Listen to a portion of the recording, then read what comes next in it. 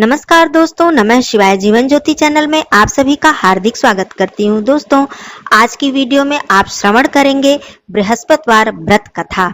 दोस्तों, जो भी मनुष्य भगवान विष्णु जी की विधि विधान से पूजा अर्चना करता है, केले के वृक्ष की पूजा करता है और बृहस्पतिवार के दिन बृहस्पति देव की कथा का श्रवण करता है, उसके जीवन में धन धान्य की कमी कभी नहीं होती है। आइए हम सब मिलकर बृहस्पति देव भगवान की व्रत कथा का श्रवण करते हैं।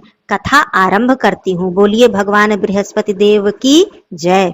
भारतवर्ष में एक प्रतापी और दानी राजा राज्य करता था। वह नित्य गरीबों और ब्राह्मणों की सहायता करता था। यह बात उसकी रानी को अच्छी नहीं लगती थी। न वह गरीबों को दान देती थी और न ही भगवान का पूजन करती थी, और राजा को भी दान देने से मना किया करती थी। एक दिन राजा शिकार खेलने वन को गए हुए थे, तो रानी महल में अकेली थी। उसी समय बृहस्पति देव साधु के वेश में आए और राजा के महल में भिक्षा मांगने लगे। रानी ने भिक्षा देने से इनकार कर दिया और कहा, हे साधु महाराज, मैं तो इस दान पुण्य से तंग आ गई हूँ। मेरे पति सारा धन लुटाते रहते हैं। मेरी इच्छा है कि हमारा सारा धन नष्ट हो जाए और फिर न रहेगा बांस न बजेगी बांसुरी। साधु ने कहा, हे देवी, तुम तो बड़ी विचित्र हो। धन संतान तो सभी चाहते हैं, पुत्र और लक्ष्मी तो पापी के घर में भी होने चाहिए। यदि तुम्हारे पास अधिक धन है तो भूखों को भोजन दो, प्यासों के लिए प्याऊ बनवाओ, मुसाफिरों के लिए धर्मशालाएं खुलवाओ। जो निर्धन अपनी कुंवारी कन्याओं का विवाह नहीं कर सकते, उनका विवाह करा दो। ऐसे कई काम हैं जिनके करने से तुम्हारा यश लोक परलोक में फैलेगा। परंतु रानी पर उपदेश का कोई भी प्रभाव न पड़ा। वह बोली, महाराज, आप मुझे कुछ न समझाएं। मैं ऐसा धन नहीं चाहती जो हर जगह बांटती फिरूं। साधु ने उत्तर दिया, यदि तुम्हारी ऐसी ही इच्छा है तो तथास्तु। तुम ऐसा करना कि बृहस्पतिवार को घर लीपकर पीली मिट्टी से अपना सिर धोकर स्नान करना, भट्टी चढ़ाकर कपड़े धोना। ऐसा करने से आपका सारा धन नष्ट हो जाएगा। इतना कहकर वह साधु महाराज वहां से अंतर्ध्यान हो गए। साधु के कहे अनुसार रानी को केवल 3 ही बृहस्पतिवार बीते थे कि उनका समस्त धन नष्ट हो गया। भोजन के लिए भी वो लोग तरसने लगे।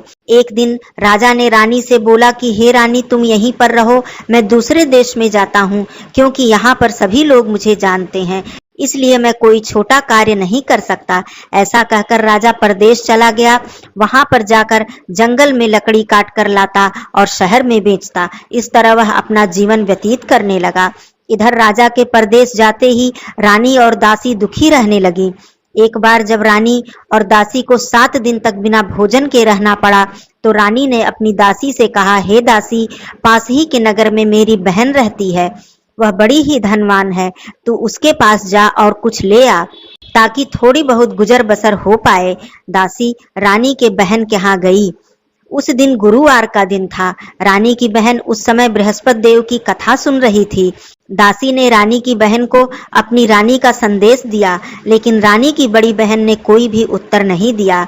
जब दासी को रानी की बहन से कोई उत्तर नहीं मिला तो वो बहुत ही दुखी हुई और उसे क्रोध भी आया।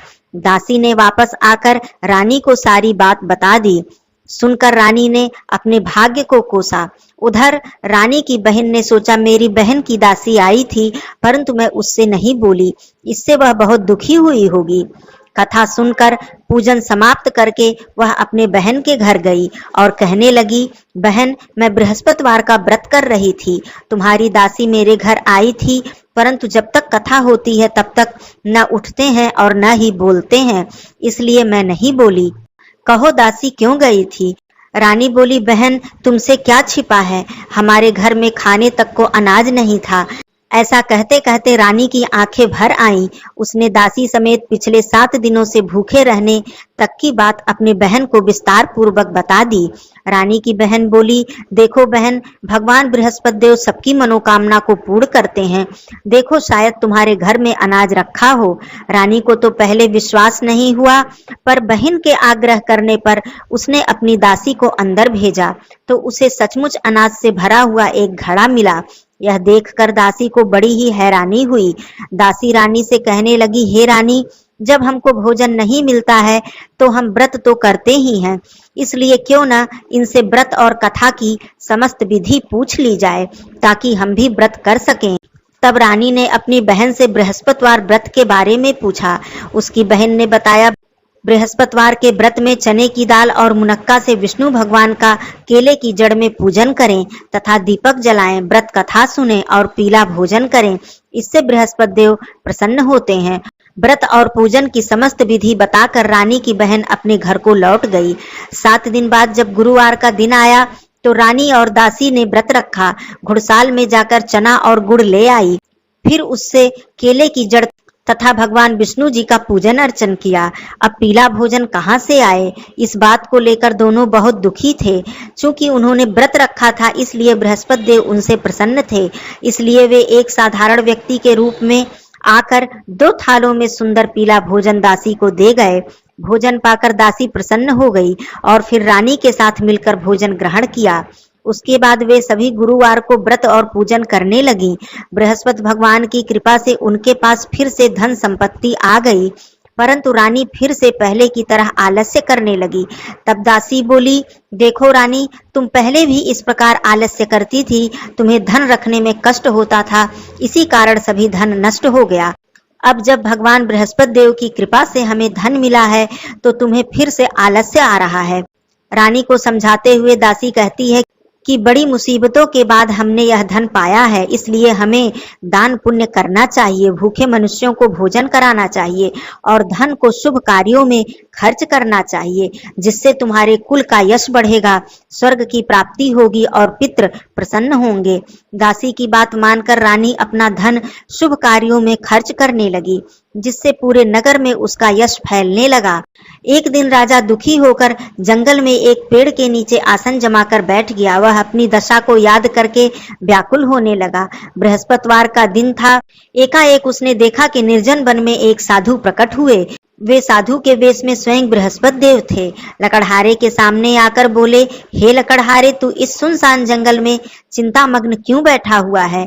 लकड़हारे ने दोनों हाथ जोड़कर प्रणाम किया और उत्तर दिया, महात्मा जी, आप सब कुछ जानते हैं, मैं क्या कहूँ। यह कहकर वह रोने लगा और साधु को अपनी आत्मकथा सुनाई। महात्मा जी ने कहा, तुम्हारी स्त्री ने बृहस्पतिवार के दिन बृहस्पति भगवान का निरादर किया है, जिसके कारण रुष्ट होकर उन्होंने तुम्हारी यह दशा कर दी। अब तुम चिंता को दूर करके मेरे कहने पर चलो तो तुम्हारे सभी कष्ट दूर हो जाएंगे और भगवान पहले से भी अधिक संपत्ति तुम्हें देंगे। तुम बृहस्पतिवार के दिन कथा किया करो। 2 पैसे के चने और मुनक्का लाकर उसका प्रसाद बनाओ और शुद्ध जल से लोटे में शक्कर मिलाकर अमृत तैयार करो। कथा के पश्चात अपने सारे परिवार और सुनने वाले प्रेमियों में अमृत व प्रसाद बांटकर आप भी ग्रहण करो। ऐसा करने से भगवान तुम्हारी सभी मनोकामनाएं पूर्ण करेंगे। साधु के ऐसे वचन सुनकर लकड़हारा बोला, हे प्रभु, मुझे लकड़ी बेचकर इतना पैसा नहीं मिलता जिससे मैं भोजन करने के उपरांत कुछ बचा सकूं। मैंने रात्रि में अपनी स्त्री को बहुत ही व्याकुल देखा है। मेरे पास कुछ भी नहीं है जिससे मैं उसकी खबर मंगा सकूं।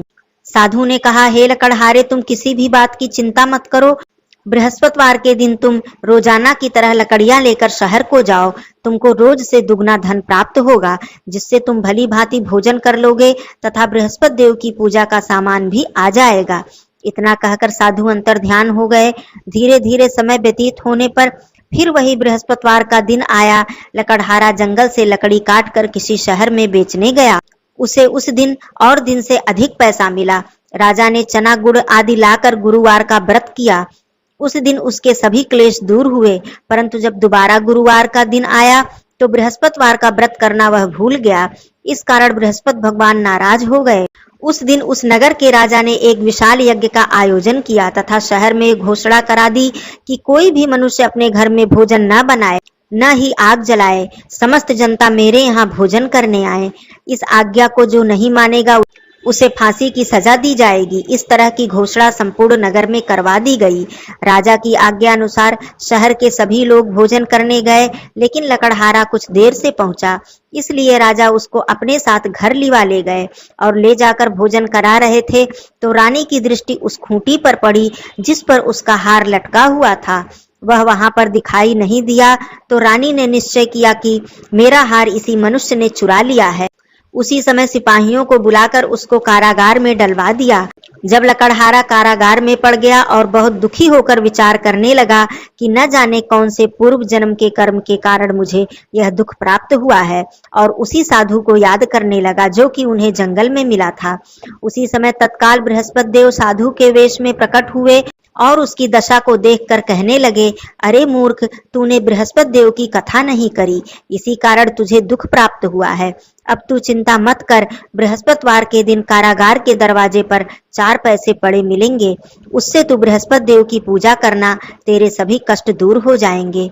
बृहस्पतिवार के दिन उसे 4 पैसे मिले। लकड़हारे ने कथा कही। उसी रात्रि को बृहस्पति देव ने उस नगर के राजा को स्वप्न में कहा, हे राजा, तुमने जिस आदमी को कारागार में बंद किया है वह निर्दोष है, वह राजा है, उसे छोड़ देना। रानी का हार उसी खूंटी पर लटका हुआ है, अगर तू ऐसा नहीं करेगा तो मैं तेरे राज्य को नष्ट कर दूंगा। इस तरह रात्रि के स्वप्न को देखकर राजा प्रातःकाल उठा और खूंटी पर हार देखकर लकड़हारे को बुलाकर क्षमा मांगी तथा लकड़हारे को योग्य सुंदर वस्त्र आभूषण देकर विदा किया। बृहस्पति देव की आज्ञा अनुसार लकड़हारा अपने नगर को चल दिया। राजा जब अपने नगर के निकट पहुंचा तो उसे बड़ा ही आश्चर्य हुआ। नगर में पहले से भी अधिक बाग, तालाब, कुएं तथा बहुत सी धर्मशाला, मंदिर आदि बन गई हैं। राजा ने पूछा, यह सब किसका बाग और धर्मशाला है? तब नगर के सभी लोग कहने लगे, यह सब रानी और दासी के हैं। तो राजा को आश्चर्य हुआ और गुस्सा भी आया। जब रानी ने यह खबर सुनी कि राजा आ रहे हैं तो उन्होंने दासी से कहा, हे दासी, देख, राजा हमको कितनी बुरी हालत में छोड़ गए थे, हमारी ऐसी हालत देखकर वह लौट न जाएं, इसलिए तू जाकर दरवाजे पर खड़ी हो जा। आज्ञा अनुसार दासी दरवाजे पर खड़ी हो गई। राजा आए तो उन्हें अपने साथ लिवा लाई। तब राजा ने क्रोध करके अपनी पत्नी से पूछा कि यह धन तुम्हें कैसे प्राप्त हुआ है? तब उन्होंने कहा कि यह सब धन हमें बृहस्पति देव के इस व्रत के प्रभाव से प्राप्त हुआ है। राजा ने निश्चय किया कि 7 रोज बाद तो सभी बृहस्पति देव का पूजन करते हैं, परंतु मैं प्रतिदिन दिन में 3 बार कहानी कहूंगा तथा रोज व्रत किया करूंगा। अब हर समय राजा के दुपट्टे में चने की दाल बंधी रहती थी तथा दिन में वह 3 बार कहानी कहते थे। एक रोज राजा ने विचार किया, चलो अपनी बहन के यहाँ हो आवे। इस तरह निश्चय करके राजा घोड़े पर सवार होकर अपनी बहन के यहाँ चलने लगे। मार्ग में उसने देखा कि कुछ आदमी एक मुर्दे को लिए जा रहे हैं। उन्हें रोककर राजा कहने लगे, अरे भाइयों, तुम मेरी बृहस्पतिवार की कथा सुन लो। वे बोले, लो, हमारा तो आदमी मर गया है, इसको अपनी कथा की पड़ी है। परंतु कुछ आदमी बोले, अच्छा कहो, हम तुम्हारी कथा भी सुनेंगे। राजा ने दाल निकाली और जब कथा आधी हुई तो मुर्दा हिलने लग गया, और जब कथा समाप्त हुई तो राम राम कह के वह मनुष्य उठकर खड़ा हो गया। आगे मार्ग में उसे एक किसान खेत में हल चलाता हुआ मिला। राजा ने उसे देखा और उससे बोला, अरे भैया, तुम मेरी बृहस्पतिवार की कथा सुन लो। किसान बोला, जब तक मैं तेरी कथा सुनूंगा तब तक मैं 4 हरैया खेत जोत लूंगा। जा, अपनी कथा तुम किसी और को सुनाना। इस तरह राजा आगे चलने लगा। राजा के हटते ही बैल पछाड़ खाकर गिर गए तथा किसान के पेट में बड़ी ही जोर का दर्द होने लगा। उस समय उसकी माँ रोटी लेकर आई। उसने यह सब देखा तो अपने पुत्र से सब हाल पूछा और बेटे ने सभी हाल बता दिया। तो बुढ़िया दौड़ी दौड़ी उस घुड़सवार के पास गई और बोली कि मैं तेरी कथा सुनूंगी, तू अपनी कथा मेरे खेत पर चलकर ही कहना। राजा ने बुढ़िया के खेत पर जाकर कथा कही, जिसके सुनते ही वह बैल उठकर खड़े हुए और किसान के पेट का दर्द भी बंद हो गया। राजा अपनी बहन के घर पहुंचा। बहन ने भाई की खूब मेहमानी की। दूसरे रोज प्रातःकाल जब राजा जगा तो देखा कि सभी लोग भोजन कर रहे हैं। राजा ने अपनी बहन से कहा, कोई यदि ऐसा मनुष्य हो जिसने भोजन न किया हो तो मेरी बृहस्पतिवार की कथा सुन ले। बहन बोली, हे भैया, यह देश ऐसा ही है, यहाँ पहले लोग भोजन करते हैं, बाद में कोई अन्य काम करते हैं। अगर कोई पड़ोस में हो तो मैं देख आऊं। ऐसा कहकर वह देखने चली गई, परंतु उसे ऐसा कोई व्यक्ति नहीं मिला जिसने भोजन न किया हो। अतः वह एक कुम्हार के घर गई जिसका लड़का बीमार था। उसे मालूम हुआ कि उनके यहाँ 3 रोज से किसी ने भी भोजन नहीं किया है। रानी ने अपने भाई की कथा सुनने के लिए उस कुम्हार से कहा। वह तैयार हो गया। राजा ने जाकर बृहस्पतिवार की कथा कही, जिसको सुनकर उसका लड़का ठीक हो गया। अब तो राजा की प्रशंसा होने लगी। एक रोज राजा ने अपनी बहन से कहा, हे बहन, हम अपने घर को जाएंगे, तुम भी तैयार हो जाओ। राजा की बहन ने अपनी सास से कहा। सास ने कहा, हाँ चली जा, परंतु अपने लड़कों को मत ले जाना, क्योंकि तेरे भाई के कोई औलाद नहीं है। बहन ने कहा, भैया मैं तो चलूंगी लेकिन कोई बालक नहीं जाएगा। राजा बोला, जब कोई बालक नहीं चलेगा तो तुम ही जाकर क्या करोगी। बड़े ही दुखी मन से राजा अपने नगर को लौट आया। राजा ने अपनी रानी से कहा, हम निर्वंशी राजा हैं, हमारा मुंह भी देखने का धर्म नहीं है और कुछ भोजन इत्यादि नहीं किया। रानी बोली, हे प्रभु, बृहस्पति देव ने हमें सब कुछ दिया है तो हमें वह संतान भी अवश्य देंगे। उसी रात बृहस्पति देव ने राजा से स्वप्न में कहा, हे राजा, उठ, सभी चिंता त्याग दे, तेरी रानी गर्भ से है। राजा की यह बात सुनकर रानी बड़ी प्रसन्न हुई। 9वें महीने में उसके गर्भ से एक सुंदर पुत्र पैदा हुआ। तब राजा बोला, हे रानी, स्त्री बिना भोजन के रह सकती है परंतु बिना कहे नहीं रह सकती। जब मेरी बहन आए तो तुम उससे कुछ मत कहना। रानी ने सुनकर हाँ कर दिया। जब राजा की बहन ने यह शुभ समाचार सुना तो वह बहुत ही खुश हुई तथा बधाई लेकर अपने भाई के यहाँ आई। तभी रानी ने कहा, घोड़ा चढ़कर तो नहीं आई, गधा चढ़ी आई। राजा की बहन बोली, भाभी, मैं इस प्रकार न कहती तो तुम्हें संतान कैसे मिलती। बृहस्पति देव ऐसे ही हैं, जैसी जिसके मन में कामना होती है वह सभी को पूर्ण करते हैं। जो सद्भावना पूर्वक बृहस्पतिवार का व्रत करता है एवं कथा पढ़ता है अथवा सुनता है और दूसरों को सुनाता है, बृहस्पति देव उसकी सभी मनोकामनाएं पूर्ण करते हैं। बृहस्पति देव उसकी सदैव रक्षा करते हैं। संसार में जो मनुष्य सद्भावना से भगवान जी का पूजन और व्रत सच्चे हृदय से करता है, उनकी सभी मनोकामनाएं बृहस्पति देव भगवान पूर्ण करते हैं। जैसी सच्ची भावना से राजा और रानी ने उनकी कथा का गुणगान किया तो बृहस्पति देव ने उनकी सभी इच्छाएं पूर्ण की। इसलिए पूर्ण कथा सुनने के बाद प्रसाद लेकर जाना चाहिए। हृदय से उनका मनन करते हुए जयकारा बोलना चाहिए। बोलिए बृहस्पति देव भगवान की जय। बोलिए भगवान विष्णु जी की जय। अब आइए सभी भक्तजन मिलकर भगवान बृहस्पति देव की आरती करते हैं। ओम जय बृहस्पति देवा, ओम जय बृहस्पति देवा, छिन छिन भोग लगाऊं कदली फल मेवा। ओम जय बृहस्पति देवा, तुम पूरन परमात्मा, तुम अंतर्यामी, जगत पिता जगदीश्वर, तुम सबके स्वामी। ओम जय बृहस्पति देवा, चरणामृत निज निर्मल सब पातक हरता, सकल मनोरथ दायक कृपा करो भरता। ओम जय बृहस्पति देवा, तन मन धन अर्पण कर जो जन शरण पड़े, प्रभु प्रकट तब होकर आकर द्वार खड़े।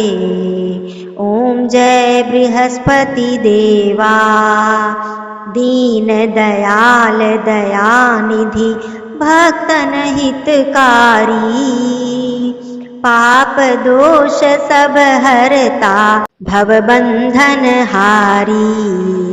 ओम जय बृहस्पति देवा, सकल मनोरथ दायक सब संशय तारो, विषय विकार मिटाओ संतन सुखकारी। ओम जय बृहस्पति देवा, जो कोई आरती तेरी प्रेम सहित गावे, ज्येष्ठानंद बंद सो निश्चय पावे। ओम जय बृहस्पति देवा, ओम जय बृहस्पति देवा, स्वामी जय बृहस्पति देवा, छिन छिन भोग लगाऊं कदली फल मेवा। ओम जय बृहस्पति देवा। सभी मिलकर बोलिए भगवान विष्णु जी की जय, भगवान बृहस्पति देव जी की जय। शांताकारं भुजगशयनं पद्मनाभं सुरेशं, विश्वाधारं गगनसदृशं मेघवर्णं शुभांगं, लक्ष्मीकान्तं कमलनयनं योगविर्ध्यानगम्यं, वंदे विष्णुं भवभयहरं सर्वलोकैकनाथं। धन्यवाद दोस्तों। नमः शिवाय। हर हर महादेव।